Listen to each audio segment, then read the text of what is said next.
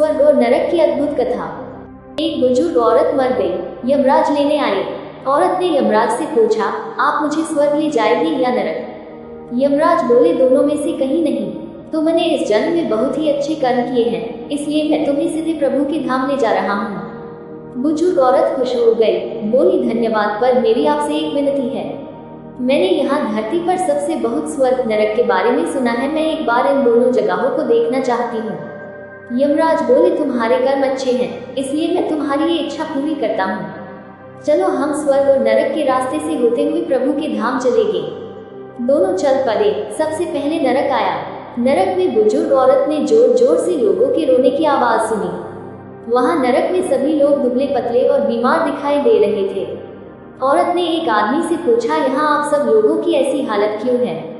आदमी बोला, तो और कैसी हालत होगी, मरने के बाद जब से यहाँ आए हैं हमने एक दिन भी खाना नहीं खाया।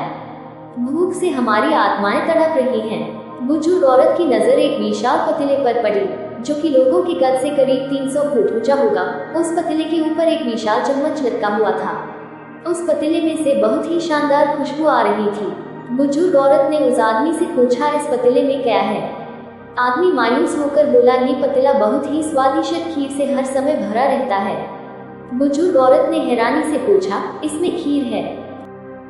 तो आप लोग पेट भर के ये खीर खाते क्यों नहीं? भूख से क्यों तड़प रहे हैं? आदमी रो रो कर बोलने लगा, कैसे खाएं? ये पतीला 300 फीट ऊंचा है, हम में से कोई भी उस पतीले तक नहीं पहुंच पाता। बुजुर्ग औरत को उन पर तरस आ गया। सोचने लगी, बेचारे खीर का पतीला होते हुए भी भूख से बेहाल हैं। शायद ईश्वर ने इन्हें यही दंड दिया होगा। यमराज बुजुर्ग औरत से बोले, चलो हमें देर हो रही है। दोनों चल पड़े। कुछ दूर चलने पर स्वर्ग गया। वहाँ पर बुजुर्ग औरत को सबकी हंसने खिलखिलाने की आवाज सुनाई दी। सब लोग बहुत खुश दिखाई दे रहे थे। उनको खुश देखकर बुजुर्ग औरत भी बहुत खुश हो गई। पर वहाँ स्वर्ग में भी बुजुर्ग औरत की नजर वैसे ही 300 फुट ऊंचे पतीले पर पड़ी जैसा नरक में था। उसके ऊपर भी वैसा ही चम्मच लटका हुआ था। बुजुर्ग औरत ने वहाँ लोगों से पूछा, इस पतीले में क्या है? स्वर्ग के लोग बोले कि इसमें बहुत टेस्टी खीर है। बुजुर्ग औरत हैरान हो गई। उनसे बोली, पर यह पतीला तो 300 फीट ऊंचा है, आप लोग तो इस तक पहुंच ही नहीं पाते होंगे। उस हिसाब से तो आप लोगों को खाना मिलता ही नहीं होगा, आप लोग भूख से बेहाल होंगे। पर मुझे तो आप सभी इतने खुश लग रहे हो, ऐसे कैसे? लोग बोले, हम तो सभी लोग इस पतीले में से पेट भर के खीर खाते हैं। औरत बोली, पर कैसे? पतीला तो बहुत ऊंचा है। लोग बोले, तो क्या हो गया, पतीला ऊंचा है तो यहाँ पर कितने सारे पेड़ हैं। ईश्वर ने पेड़ पौधे, नदी, झरने हम मनुष्यों के उपयोग के लिए तो बनाए हैं।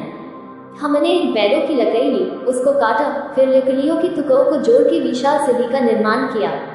उस लकड़ी की सीढ़ी के सहारे हम पतीले तक पहुँचते हैं और सब मिलकर खीर का आनंद लेते हैं। बुजुर्ग औरत यमराज की तरफ देखने लगी। यमराज मुस्कुराए और बोले, ईश्वर ने स्वर्ग और नरक मनुष्यों के हाथों में ही सौंप रखा है। चाहे तो अपने लिए नरक बना ले, चाहे तो अपने लिए स्वर्ग। ईश्वर ने सबको एक समान हालातों में डाला है। उसके लिए उसके सभी बच्चे एक समान हैं। वो किसी से भेदभाव नहीं करता। वहाँ नरक में भी पेड़ पौधे सब थे, पर वो लोग खुद ही आलसी हैं। उन्हें खीर हाथ में चाहिए। वो कोई कर्म नहीं करना चाहते, कोई मेहनत नहीं करना चाहते, इसलिए भूख से बेहाल हैं। कि यही तो ईश्वर की बनाए इस दुनिया का नियम है। जो कर्म करेगा, मेहनत करेगा, उसी को मीठा फल खाने को मिलेगा। दोस्तों, यही आज का सुविचार है। स्वर्ग और नरक आपके हाथ में है।